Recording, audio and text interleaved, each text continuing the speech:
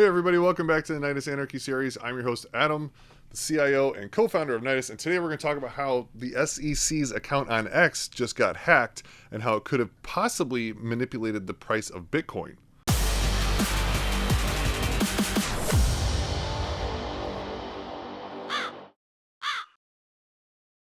So recently, Twitter, aka X, I'm going to say them both because I just sound so weird saying X. Also, I'm also used to going to x.com to go to PayPal. I don't know if anyone else has. But anyway, the SEC had their X/Twitter account broken into the other day. Now, Twitter came out and said this is not any fault of theirs. Their security protocols were all in place. They were not hacked. But what actually happened, what they said was that the SEC didn't have two-factor authentication on, and that's how they got hacked. And a little bit more than that. A couple days later, then, as of yesterday, I believe, they actually found out and came out and said it wasn't just that they didn't have 2FA on. There was actually a little bit more involved. It was a SIM swap attack, meaning someone cloned their phone by social engineering the mobile company to get them their phone to mimic the other phone number that was registered with SEC's account. So there's a little bit more involved than just they hacked the account, right? So they had to find the number that owned the account of the SEC's Twitter, find the carrier, call up the carrier, social engineer their way out. Most likely, a lot of times when people do this, they have some type of an insider, because these guys are also put on kind of like a list that says, hey, these are super important people, but a lot of times these people are compromised inside, and for some extra cash, they'll do a little swappy swap. Next thing you know, you got the phone number of the SEC, and then you go to log into Twitter, and when you say, hey, I forgot my password, and they text you a code to verify it's you, you can text it back and it's coming from the right number.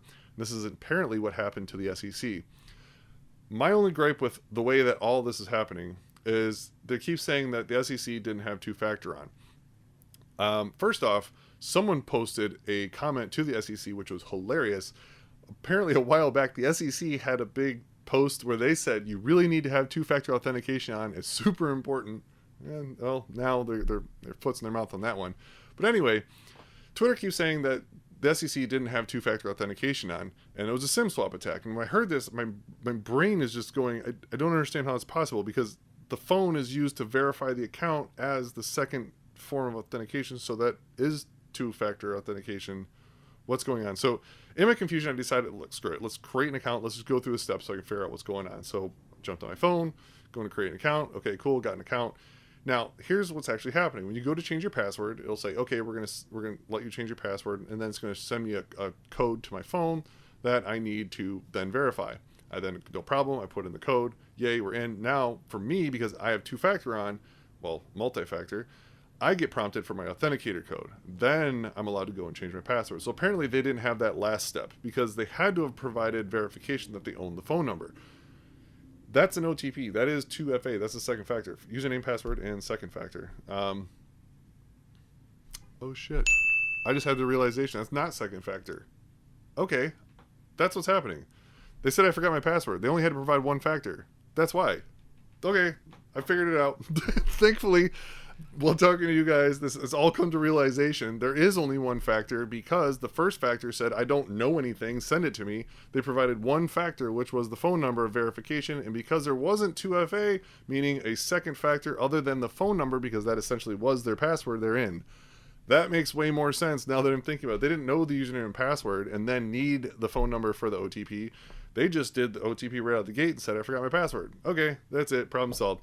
So yeah, put on MFA. I think that's pretty standard nowadays, is that if you have something important, you need to have some form like an authenticator, a YubiKey. I got one right here plugged into my laptop all the time for codes. I have a couple others that I use periodically for other things. Passkeys are the new ones that are coming out now. I have a bunch of different authenticator apps. I got the Google one, the Microsoft one, the Oracle one. I got, there's all kinds of ways to do MFA. So it's super easy.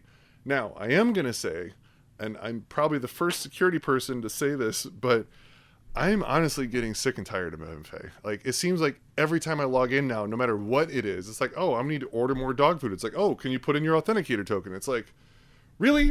I'm just buying dog food. This is kind of ridiculous. And you're forcing me to have 2FA for my login to buy dog food. So it's like, I get it. It's great. And there are certain times when you absolutely need it, but there's also times I really don't care. So I think this is a big reason why, well, passkeys are nice. I'm still not 100% believer in them. I think there's still better ways. But I think this is when something like using a Web3 wallet as an MFA mechanism with a public-private key pair. I think that's going to be a lot better than, because this thing, I can't tell you how many times I go to log in somewhere. It's like, cool, press the little button and send us your key. Well, I left it at home.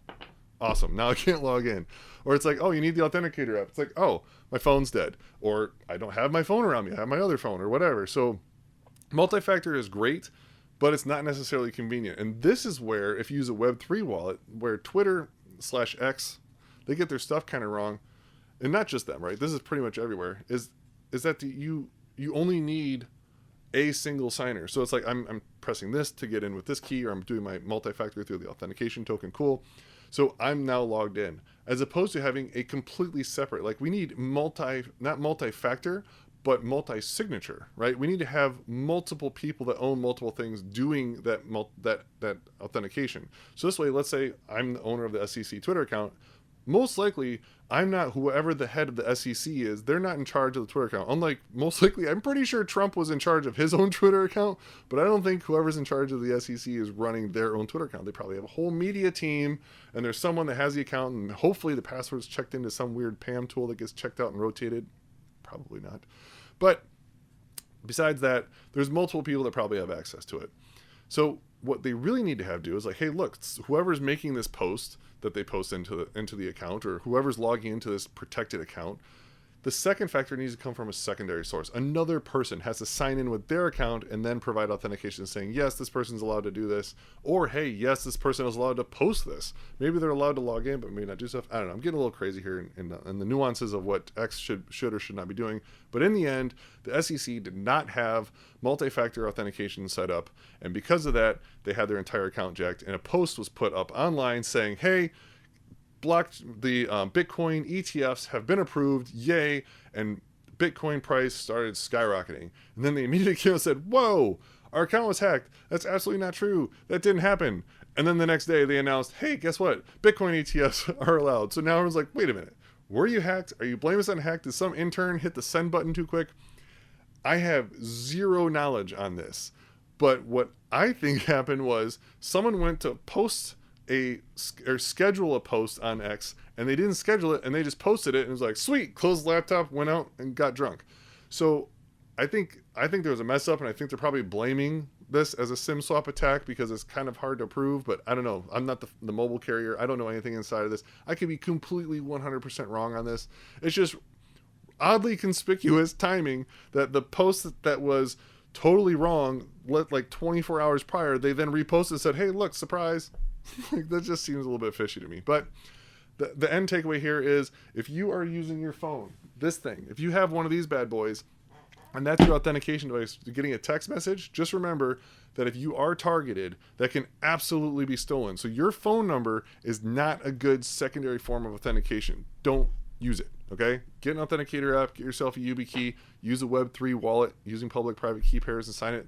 Those are free, disposable, and you can create unlimited amounts of them, okay? So way better than any of these other things, but hey, the enterprise isn't there yet. So for now, get yourself a YubiKey, use an authenticator app, put on multi-factor authentication, and, don't put out false tweets that are going to artificially inflate the price of Bitcoin. Thanks. Bye.